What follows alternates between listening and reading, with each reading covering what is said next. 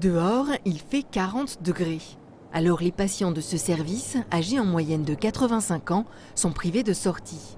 Ils doivent même passer au moins 3 heures dans la salle à manger, rafraîchie à 24 degrés, 3 heures de répit indispensables pour des organismes dont l'équilibre est particulièrement précaire. Plus on est âgé, plus on a de maladies, plus on a de médicaments, et tout ça, ce sont des facteurs qui sensibilisent à la chaleur. Et dès que la chaleur augmente trop, les gens âgés ne boivent pas parce qu'ils n'ont pas la sensation de soif, ils ne transpirent pas parce qu'ils n'ont plus la capacité au niveau des glandes sudorales de transpirer, et donc ils se déshydratent. Et tous ces facteurs mélangés, ça fait que c'est une population beaucoup plus fragile, et en particulier la population qui est à l'hôpital et la population qui est en maison de retraite. Une dernière pour la route. Allez-y. Encore une petite gorgée là, vous avez presque terminé. Ces jours-ci, la vigilance du personnel est donc renforcée pour éviter la déshydratation. Surtout auprès des patients trop fatigués pour rejoindre la pièce rafraîchie.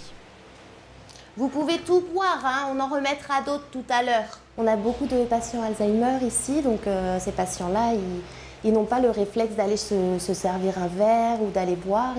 Et si on les laisse, c'est là que le risque de déshydratation devient important.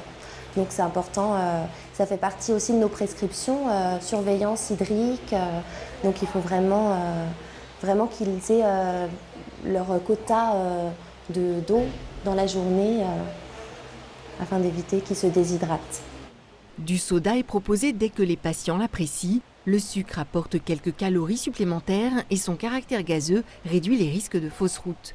Mais parfois, tout s'arrête dès la première gorgée d'eau. On boit encore un petit peu? Ah non, pas plus. Hein?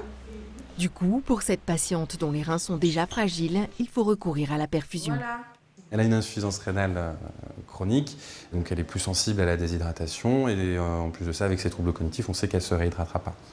Donc on met en place une perfusion, ce qui est potentiellement difficile parce qu'étant donné que c'est toujours des patients qui ont des troubles cognitifs, ils ont tendance à les arracher eux-mêmes dans la nuit et on finit par ne pas pouvoir les réhydrater. Donc là, on profite de la journée, de pouvoir la surveiller au jour le jour, enfin minute après minute, pour vérifier qu'elle ait bien une hydratation correcte. Une hydratation à la carte complétée de glucose ou de sels minéraux selon les besoins des patients.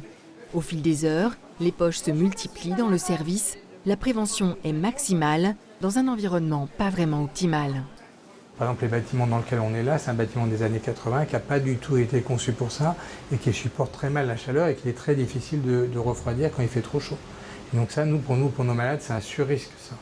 Et c'est vrai que pendant les épisodes de chaleur comme ça, il faudrait presque doubler le personnel soignant pour assurer une hydratation correcte. Et ça, c'est quasiment impossible. Et la surveillance rapprochée ne doit pas s'arrêter à la fin de la canicule. Son contre-coup peut se faire ressentir dans les semaines qui suivent, surtout pour des patients fragilisés par une maladie chronique, comme le diabète, une insuffisance cardiaque ou respiratoire.